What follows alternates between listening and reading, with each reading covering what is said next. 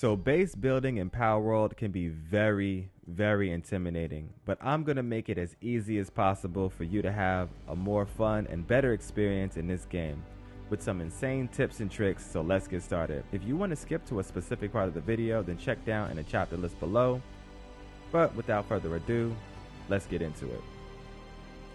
So, you just got Palworld, you're loving it, you've collected yourself a couple of early pals, but you don't know how to get your base going. Let me get you started. First and foremost, if you don't know already, you're going to need to build yourself a primitive workbench.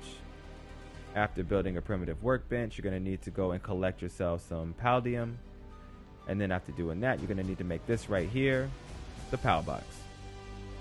The pal box is your base of operations. This is going to be where you deploy all of your different pals for your base. You can unlock your missions and see what exactly you need to do in order to level up your base. Here, you have your box that stores all of the pals that you've collected in the game. Make sure that you have the right pal for the right job. For example, every pal has a special trait and or suitability for different things that they can do at your base. For example, Cheeky P. Cheeky P is able to gather as well as hatch eggs at a ranch.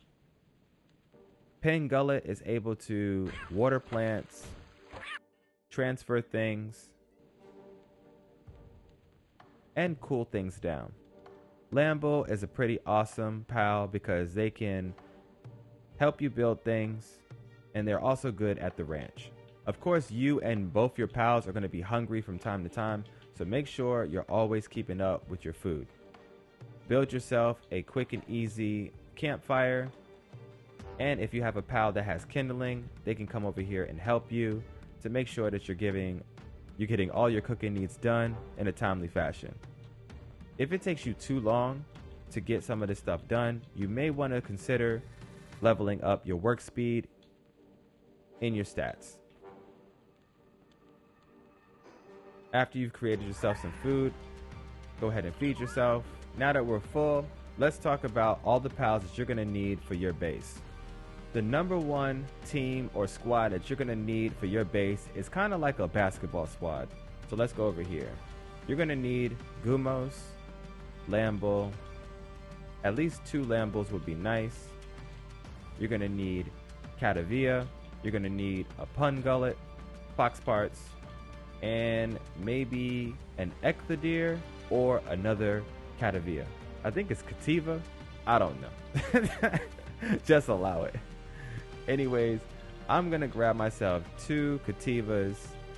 I'm going to have 2 Lambos, 1 Gumos, 1 Pen Gullet, and 1 Fox Part. All of these pals are found between here, the Plateau of Beginnings, and here, the grassy Behemoth Hills. You can find every single pal that you need right here in this section. Now, what exactly is happening? These Cativas are going to farm all of these rocks that spawn every single morning at this location. There are about 4 rocks that spawn here, one being over here, over there, one to the far right, and one here to the far left. There also may be one over here, which currently there is, so it's pretty awesome. And there was one more in this location that was right under my house, but since I built my house there, that one doesn't spawn in anymore. So the Cativas are going to wake up every single morning and automatically farm all of those rocks for you, and then they're going to take those rocks and carry it over to an open or available storage. With Cativas working hard and steady, you also have your Pun Gullet as well as your Gumos for your watering and growing needs. Let's move over to the tech tree. You're going to want to get a pal box, of course the pal sphere so you can collect more pals, a campfire, a bunch of wooden chests. Eventually you're going to want the repair bench, but in the beginning you don't need it.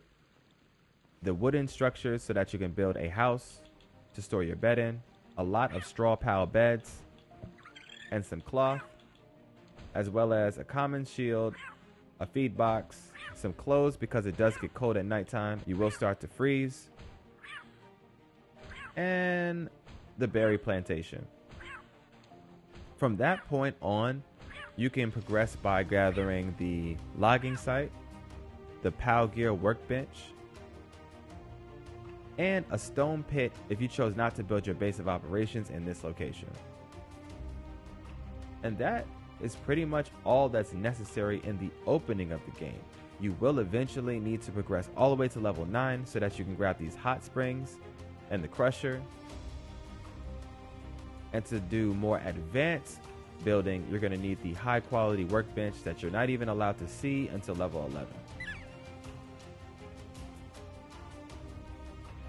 All right, now the reason why I told you to get this little basketball team of members right here is because Gumos is going to plant the seeds, Kativa is going to harvest and or they're going to prepare the seeds, Pin Gullet is going to water the seeds, and then Lamble and Kativa are going to take the seeds and put them away into wherever you need them to be placed. Some of the seeds will go into the box, other seeds will go into the feed, and it's completely up to your pals on where they decide to take your items. Now, as pals begin to work throughout your base, they will become tired, meaning that at nighttime they will sleep. They'll start to lose sanity, and like Kativa there, they'll become hungry. It's very important that you keep all of your pals well fed, because if they're not fed, they will stop working entirely. If you have pals just roaming about the base and or kind of glitched out, it might not be a bad idea to grab them by pushing X and just kind of throwing them back into the world. Over in the top right, you can see all of the conditions of all of your different pals and what they're currently doing, if they're slacking off, if they're taking a break, or if they're working. So keep an eye out for those, and you'll also get notifications in the bottom left of the screen. Anytime a pal eats or does something very specific, is slacking off, you'll get those notifications over there to the left. And this right here is the perfect way to have an automated farm. You're going to have to get yourself all the way to level 9 in order to have this farm completed to this level. But these are the pals that you're going to need in order to do it. Now let's go out into the world and find these pals so that you know exactly where to get them. So in the opening area, you're going to find the first couple of pals instantly. As soon as you look down from here, you're going to have yourself some chickpeas right here in front of you. Behind the chickpeas is going to be some lambles, and of course there's going to be a bunch of Kativas. If these Kativas get wind of you, they're going to run off. Sometimes the Kativas that don't run off are the more powerful, stronger ones that you might want to employ. Collecting at least 10 of a certain species is going to give you the max XP gains, but after that the XP gains are going to be pretty minuscule, so only do it up to 10. Once you've captured a pal, if you have a full party, that pal will be automatically sent over to your pal box. You have the Kativas over there to the right. You're going to have some Lambles over in this area over here, but right now there aren't any. But running a little bit further down, we're getting a little bit luckier, because over there to the right we have Fox parts, and over here to the left we have the Cremis right there, which looks kind of like an Eevee. And there you go. There she is. Alright, so the Lambles are here. I've already collected all the Lambles that I want, but if you notice right back here, we do have a chest, so let's get it. In that chest we got a soul, some bread, and some coins. Awesome. Moving right along, we are probably go ahead and hop back onto our loyal steed. And let's go find the other pals that we're going to need for our base. So you have Foxpart over here to the right to help you with cooking. You have Lambles up there to the left. Up here we have Pin Gullet right here. We also are going to have a whole bunch more Pin Gullets down by the water. You have chickpeas all over the place, so they're not really hard to get their hands on. You should also, from time to time, it's a rare spawn, but you can find the deer just grazing around in this area. but I would be very careful before I try to capture them. They're extremely powerful and very defensive. So if they charge at you and you don't have a shield and or some type of gear, they're probably going to one-shot you. So just be careful. But yes, in this area right here, we usually have pin gullets, and we also usually have a whole bunch of fox parks, but we don't this time around. Oh, wow. These eggs respawn. That's kind of insane. I wasn't expecting that. This right here is a random spawn. It's an egg. The last time I picked this egg up, it was a... This one was a... it was a pinkin. There's another egg over there behind the rocks, and that one was this rare spawn, which is this one right here, the chillet. It was a frozen egg. I didn't think those eggs respawn, but they do, so that's pretty amazing.